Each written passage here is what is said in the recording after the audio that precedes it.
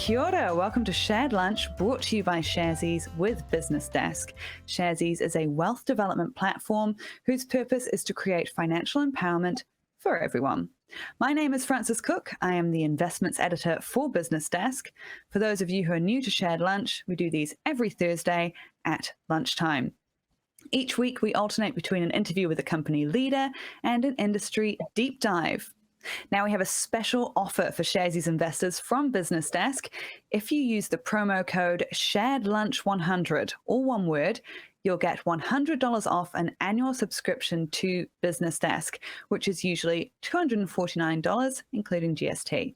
The offer only applies to new BusinessDesk subscribers, can only be used once per subscriber, and can't be used with any other discounts. Now, before we get started, here's some important information. Investing involves risk. You might lose the money you start with. We recommend talking to a licensed financial advisor. We also recommend reading product disclosure documents before deciding to invest. Everything you're about to see and hear is current at the time of recording. Now, also, just a quick reminder, if you have any questions for our guests today, you can submit them. Please do through the Ask a Question button down below. Don't leave questions in the discussion area. They could easily get missed, and I don't want to miss your wonderful questions. You've always got some really good ones. Please be kind and respectful towards our guest and your fellow viewers. Otherwise, we will unfortunately take steps to remove you from the webinar. Now, today we're joined by Sinan Altug, who is the CEO of Raycon Limited. Welcome, Sinan. Hi, welcome, Frances. Kia ora. Kia ora. It's a pleasure to be here. Yeah, it's fantastic to have you here because you run a really interesting company. Now, you're a technology company. You design and manufacture frequency control products, including quartz crystals, but talk to me in plain English. What do you make? What is it used for? Yeah, our products are used at the heart of many of the electronics equipment worldwide. They're used to provide the connectivity between networks, machines, and people, actually. And they are from one device to the other. They provide frequency, which is like the heartbeat of the electronic equipment. They're used in 5G base stations, in satellites, in autonomous equipment, autonomous vehicles and such. That's fantastic. And that is something that we are getting more and more of in our daily lives as well. We are seeing more and more of this type of technology. And I like how you describe it there as it being like the heartbeat of the technology. That makes it make a little bit more sense to me. Now, you took over as CEO last year from Brent Robertson, who'd been leading the company since 1986. That's 35 years.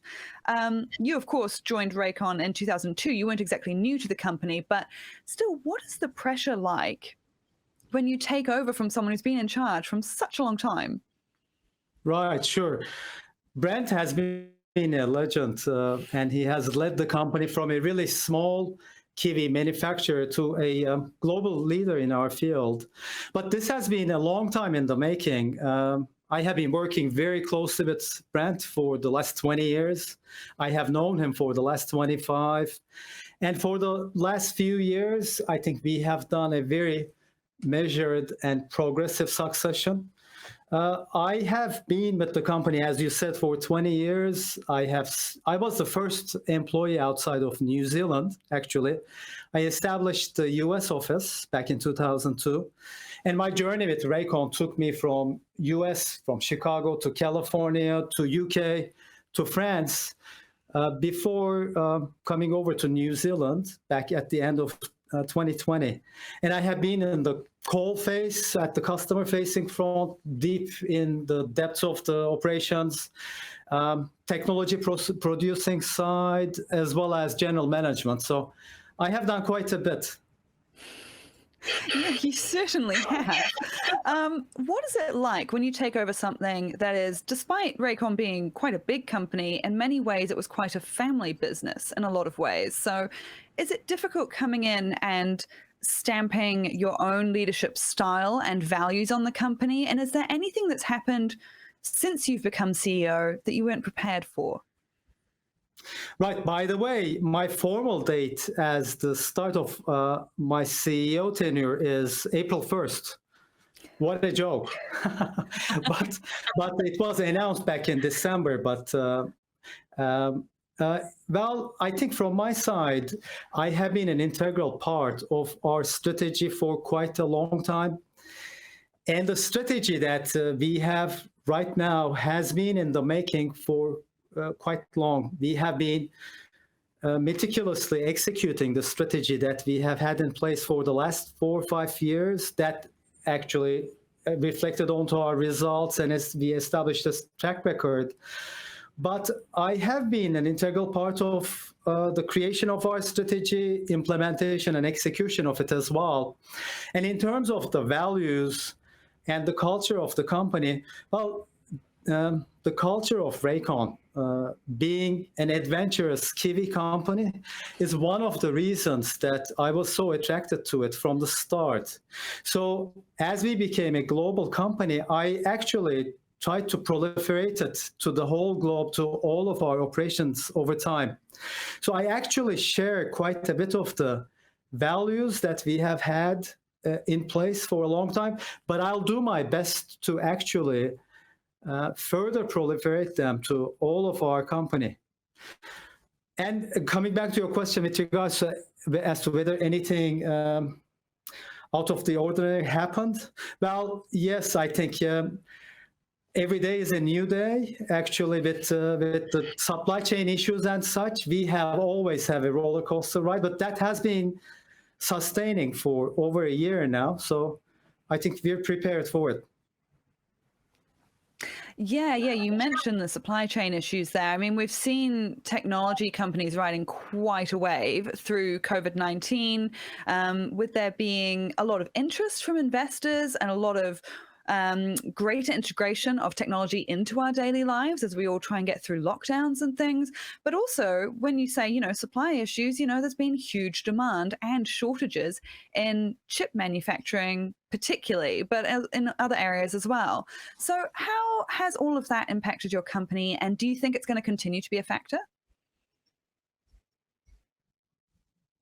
Let me start from the last question. Yes, I think it will continue to be a factor throughout this coming year as well. It was a challenge, I think, because almost all of our products actually use chips in them. And from our side, we have acted, I think, quite proactively as we saw the market tightening. This goes back almost 2 years.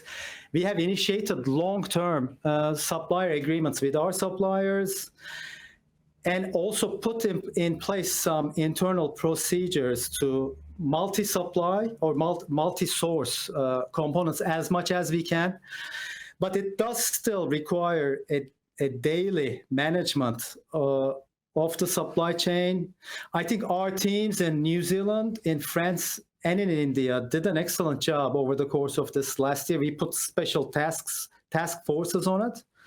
They're still continuing on that same pace. I think we're doing okay, but I think it will continue as well. So what does it entail when you're trying to manage those supply chain issues and you've got these other offices around the world and you're all trying to coordinate together? What does that look like in reality when you're managing all of that? Well, I think one important part of it is that it means quite long days for all of us all over the world, because again, the fact is that when you're in New Zealand communicating with Europe, you're on a quite a hard time zone, same with US, Asia. But at the end of the day, I think as a global company, and we have been in this mode for quite a long time, all of our people are quite used to it, but it does require, coming back to the gist of your question, it does require a lot of global coordination and leadership that covers the whole company, but also local leadership as to wherever we operate as well. Mm. And with a lot of those chip shortages, your company actually really managed to do a bit of a lemons to lemonade situation there. You actually got some new contracts and some extra profitability from that. Talk to me about that. Sure. That goes back to a chip shortage that is a result of a fire in one of the chip makers' factories. And that chip was used by us as well as our competitors in a a myriad of different applications. From our side, what we have done is in a very in a very short period of time, we have actually designed alternate products that are using an alternate chip that allowed us to have a single supplier situation, a single source to some of those customers that couldn't actually get their products from their existing suppliers. So we were able to capture some business as a result of that. And moving forward, some of those customers now seeing that this allows for redundancy in their supply chain and a security of supply, some of those customers we are able to retain moving forward. Fantastic. So it's not just a situation where you took advantage of, as you should in business, took advantage of a situation that you could work to your benefit, but you think you'll be able to retain some of that going forward. Yes, and superpose that with the very strong growth of our core business. So yeah, that is the case actually. We not only that we will sustain some of that business on an ongoing basis, but we will also experience an ongoing strong growth on our core markets, which are telecom infrastructure like 5G, space, as well as precise positioning like autonomous vehicles and autonomous industrial equipment. Yeah, it's been quite a turnaround for your company lately. I mean, in the 2000s, you had a turn as a real NZX favorite. You had an incredibly strong share price, bouncing around the $5 a share, and mostly fueled by that first smartphone boom. And then unfortunately down quite a bit through the 2010s, sometimes 20 cents a share. And then last year, you just rocketed away again. You were over $2 a share at the beginning of the year. The last time I checked in, I think it was a couple of days ago, you were floating around the $1.69. So big percentage increase in your share price in a short period of time. What do you think has fueled that? Well, I think it's on the tails of that strategy that I referred to that we put in place and we have been executing for quite a while. Going back to the 2000s, then 2010s, I think one big positive out of that time was that it allowed us to pivot out of the consumer end of the market. That's where the bulk of our business was back in 2000s or early parts of 2010s. But we pivoted away from that business, and we have focused on where we can have technology advantage, and those are the markets that we chose to play. For instance, we have put a lot of energy into telecom infrastructure and 5G. Before 5G, by the way, we were in 4G, and before that in 3.5G. But what we have done is that we have kept that technology edge going through innovation that allowed us to participate in the upper echelon of that market. So for the 5G market, for instance, we have products that are uniquely ahead of the competition based on the specifications that we provide. So that allows us to not go into that dogfight, if you will, of price and hey, every half cent counts. That's not where we play anymore. I see. So that's a very interesting pivot away from, like you say, away from the customer, consumer, individual, where fair enough, everyone is trying to get the lowest price they can. And now you're going for those bigger ticket. What are we looking at here? Are you focusing on government contracts, business contracts, both? It's almost entirely business contracts. For instance, in space, we have quite a lot of collaboration with space agencies in Europe, in the US, and such. But the biggest potential growth coming up is what is called new space. That is based on this private space race that I think everyone is watching. We had a long space history, actually going back 30 plus years, that allowed us to produce products such as those that went into the Mars Perseverance rover that landed on Mars last year. We had two components there.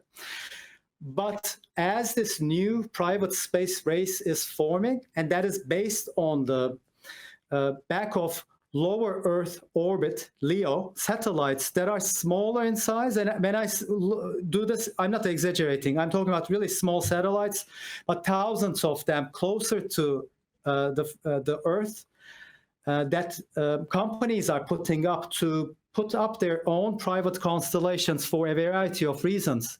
And we have placed ourselves right in the middle of that ecosystem. And that's what we have done based on our space history. We have been really looking at where those designs are going, what they need into the future. We have been dealing at very high level with these companies to understand their next generation architectures. And we have been evolving our own product roadmap based on their requirements in the future. And that has been a winning recipe in every single market segment that we participate. Now we are doing that. We have been doing that. That is the success recipe for Raycon.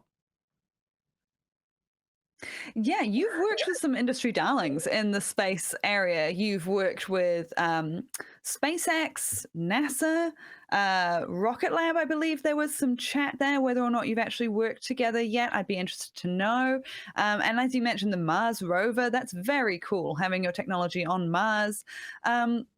What sort of components do you provide there? And do you think there is an opportunity to expand what you provide in that area? Yes, definitely. Definitely. Actually, in the space market segment, as I said, there's quite a lot of potential of growth moving forward.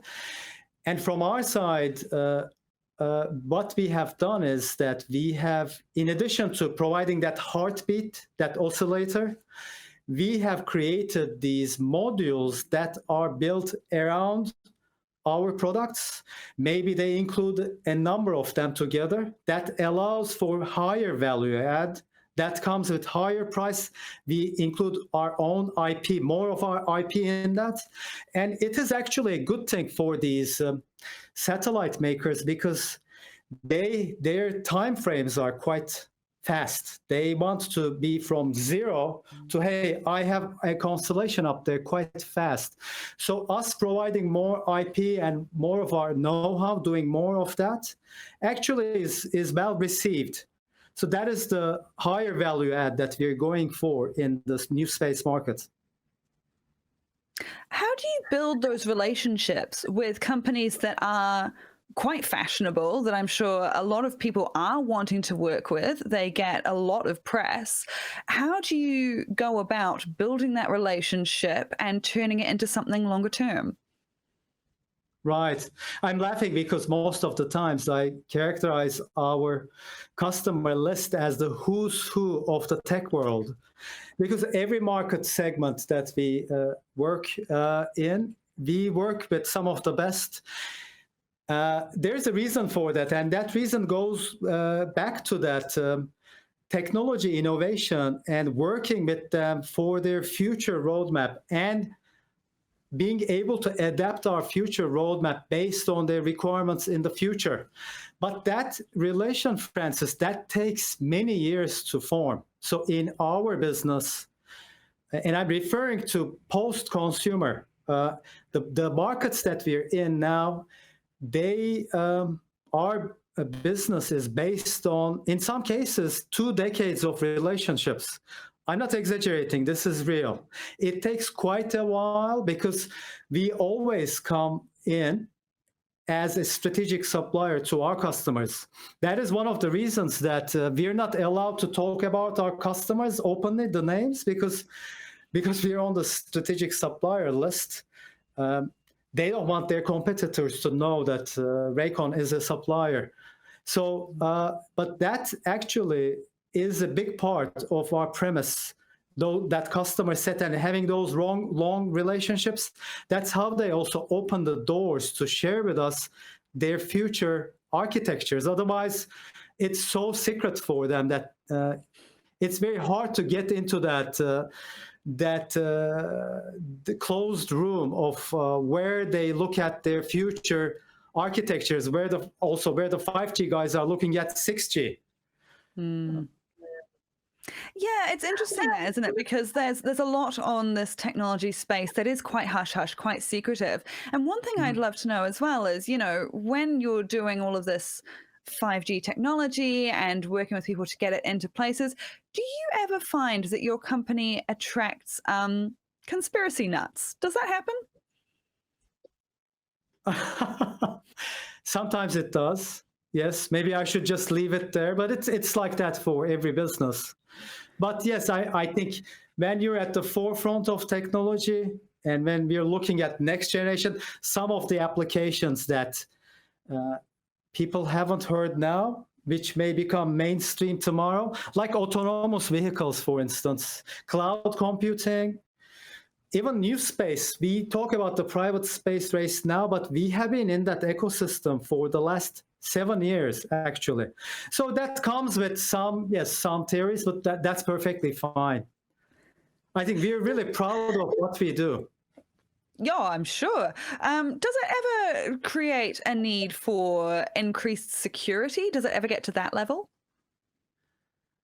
Not really. Not at this point. I mean, we work with probably similar to any technology company and how they work. Nothing much different than that. Yeah. What strikes me is the flip side on the space thing, because I find it fascinating, the technology, and, you know, it's the old famous thing that we create so much technology as sort of a byproduct of these big pushes into new frontiers like space. You know, even non-stick pans apparently came from NASA technology as they were trying to find a way to re-enter Earth safely. I mean, it's amazing the places we can end up with this technology. Of course, the flip side is there's a few rumblings about whether the economy might go backwards this year. We might possibly go into recession. Who knows? And space exploration can be one of those nice to haves that maybe goes away once there's not as much money sloshing around in the economy. So is that something that you keep an eye on when you are targeting this higher end customer? Is there a risk that you can end up being a nice to have if things go pear-shaped? I would think not, Francis, because I think that is an irreversible evolution. Some people may think that, hey, this will go pear-shaped, you know, the space, it will go back. But if you look at the history and how the space exploration evolved, it's on a sawtooth curve, if you will. And I think as the world evolves as it is, and as resources get scarcer and scarcer, there will be definitely more and more push in that direction. And I think the inertia, it may not be visible to everyone, but the inertia that has already built behind us is probably not going to stop. It may slow down, of course. I mean, if people are hungry, if everyone is looking for something to eat, I think space exploration will slow down for sure. But I don't see that very strongly impacting what we do into the future. We have been quite resilient. I think those ups and downs that you have mentioned, that one of the reasons that I really appreciate Raycon objectively is that we are a very resilient company. And with so things go up, but every down, we have created some resilience that allows us to come out of that in a bigger, better, bolder manner. And I think I'm really excited about our future because we have an intention to continue on this growth path and take those bold, we have bold aspirations moving forward. Oh, that's fantastic to hear. I mean, in terms of that and in terms of the resilience and, space is a core part of your business, but that's not the only thing. There's in terms of that other parts of your business that you've had accusations in the past that your technology has been used in weapons, including smart bombs and missiles. So what do you say to that? Yeah, it's there has been quite a lot of misinformation in the past, going back to a decade, perhaps. I think from our side, one thing that I want to say is that moving forward, we will have quite a transparent stance on when it comes to any defense business and about our policies for ESG, environmental, social, and governance. We are creating a framework right now that we are going to provide more information on. Starting from our annual report onwards, we are going to share our sustainability aspirations and such with everyone. Coming back to the defense business, our products, as I mentioned, are at the leading edge of technology, and they are used in a wide variety of applications. We don't have any products that are specific for any particular application, absolutely not related to defense. But I think what I want to make known is that we have a very strict process around what our products are used for. And that policy is in the contracts that we have with our customers. And which means that none of our products have ever been or will ever be used in chemical, biological, nuclear weapons, or cluster munitions and such. That is strictly prohibited. But in addition to that, we also have a very strict compliance with the New Zealand and European export codes. Any defense business that we have is only with that small list of friendly or exempt countries that the New Zealand government has. That is the list that we work with when it comes to defense business, and no one else. So I wanted to make that known. But as I said, we're going to be quite transparent moving forward. And we're going to have more information in our annual report and at the time of our annual results at the end of May. In terms of sort of rough percentage, how big is the defense part of your business? I would say less than 10%. And again, we'll provide exact percentages. It's less than 10% overall, the defense business. But also in that, quite a big chunk of it is related to things like person-to-person communication, private communication networks, navigation for ships, radar, and such. So, yeah, there's a lot of misinformation, as you said. But again, I think it's our responsibility moving forward to provide clarification to that. And we'll be happy to. Yeah, it's the old thing, isn't it, that sunlight is the best disinfectant, that when you proactively put the information out there, it leaves less room for misinformation to flourish. Just a quick note to our listeners and watchers as well. We are reaching the end of my questions. So now is the time to jump in, hit the Ask a Question button, make sure that you get your questions in there, and also upvote the questions that you like the look of so that I know which ones that you guys are the most keen on. So don't forget to do that, jump in. But before we go to those questions, I mean, just one last one from me. What are you keeping an eye on, particularly over the next 12 months? Is there a possible highlight and a possible low light? A risk that we have and that we have had throughout this past year has been supply chain issues. So we are definitely keeping an eye on that on a daily basis. As I said, we believe that it's going to sustain longer. So that is probably the risk that we see as we had this past year. The highlight is the new stuff that is coming. Actually, that is quite exciting for us. As I said, there's 5G, but there are next generations coming up. There's metaverse, cloud computing, lots of developments in the autonomous industrial vehicles area and space.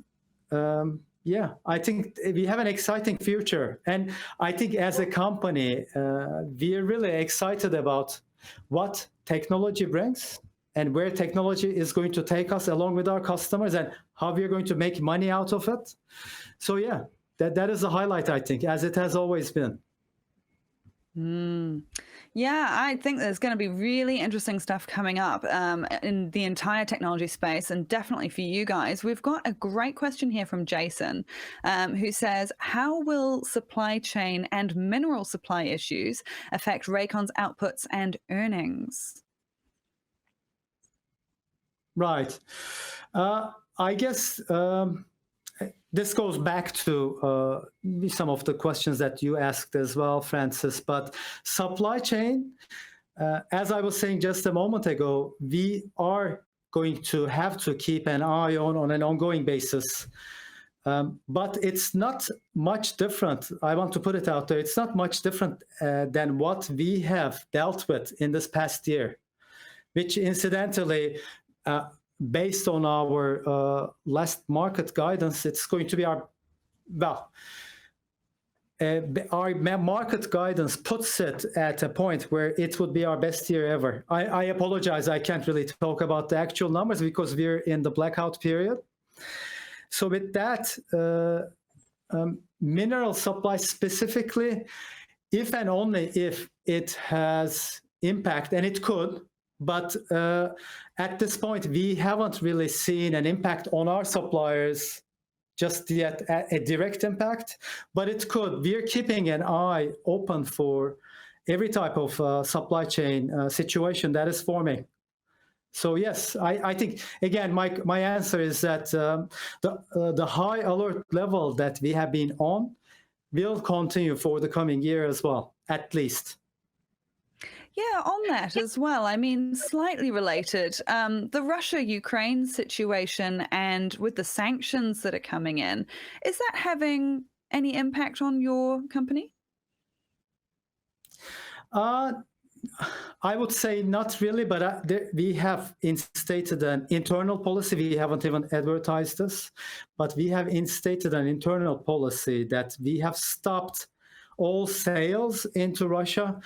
We didn't have any defense business at all anyway, so we had a few positioning customers, but we have made the decision to stop that business. But it was a small portion for us. So in terms of revenue generation, it doesn't really have an impact at this point. This is a great one from Luigi. He says, interesting that you were talking about long-term relationships and privacy regarding who your customers are.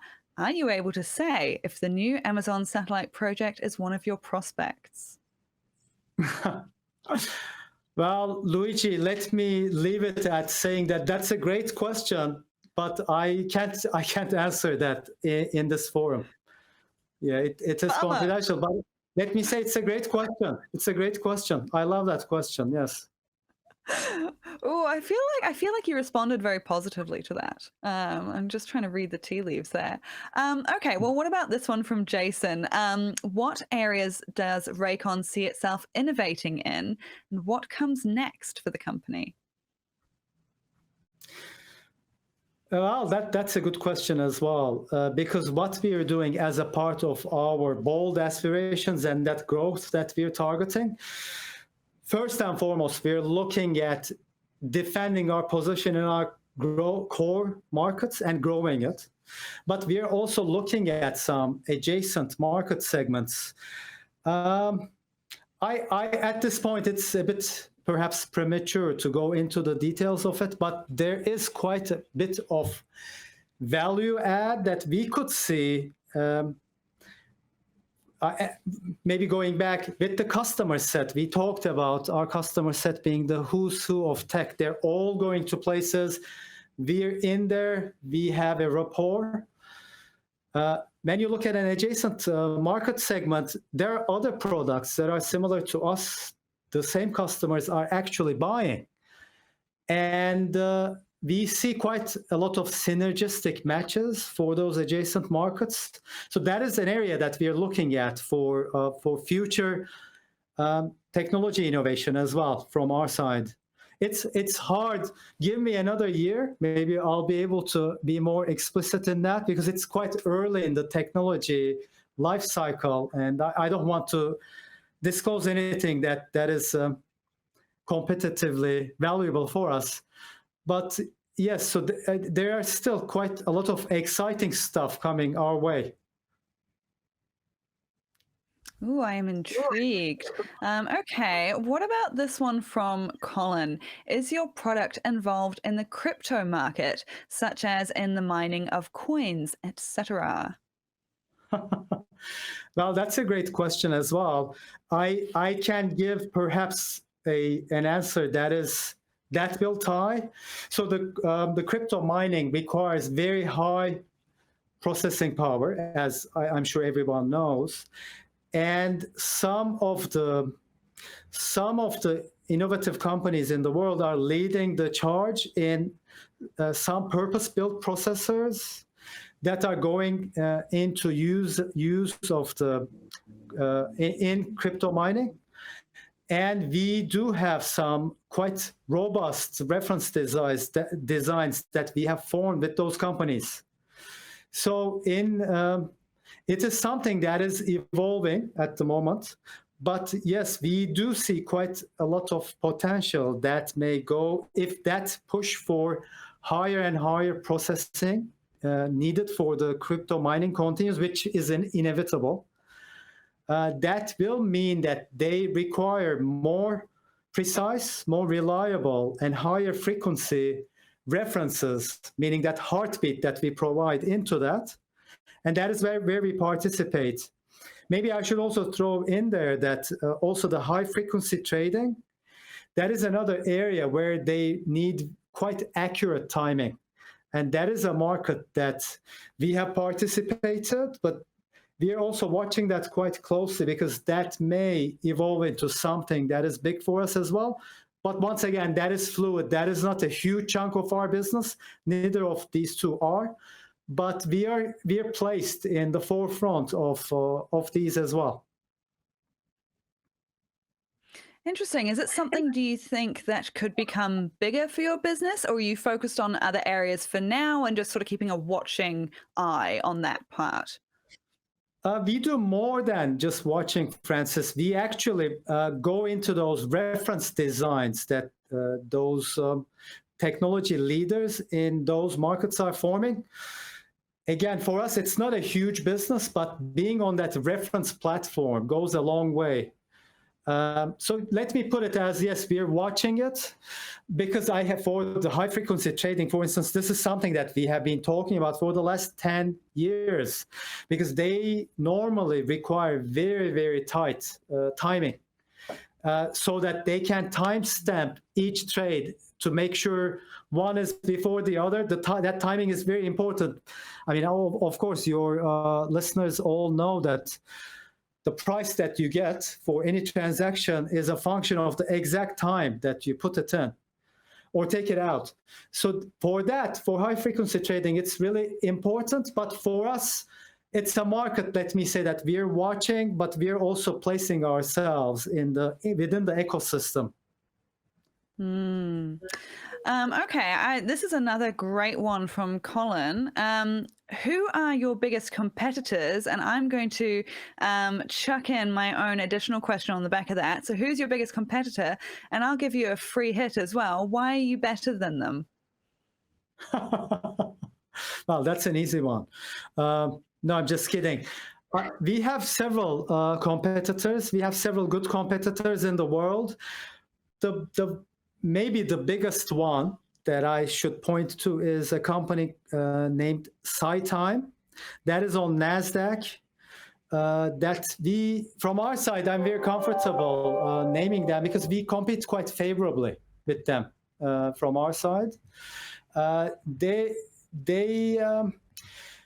we compete with them in some of the market segments. So if I were to look at our whole span of markets, I can't name one single competitor that we compete with in every market segment. But I could refer to SciTime for telecom infrastructure. I can talk about a couple of Japanese guys, NDK and Epson, for also telecom infrastructure. For space, that is a tough one because it's hard to name one substantial competitor in one application or the other, depending on the country of origin. We have competitors here and there, but one substantial competitor that we compete head to head with, it's hard for me to name one because I don't think it exists just yet. But having said that, why are we better than them? It comes back to that technology leadership once again, Francis. That's why we're keeping that funnel of innovation going for each of the businesses and for each market segment that we compete in. Because the moment that we fall back, we won't have much to compete on. Yes, security of supply, operational excellence, we have those, that's great. But technology and being at the forefront of the technology has been our winning recipe, as I said. That's fascinating stuff. I mean, there are a couple more questions in the chat, but I think we're pretty much out of time, which is also another reason why it's great to see people upvoting those questions so that I know which ones to focus on. Thank you all very much for A, leaving the questions, B, upvoting them, and thank you very much for tuning in, everyone.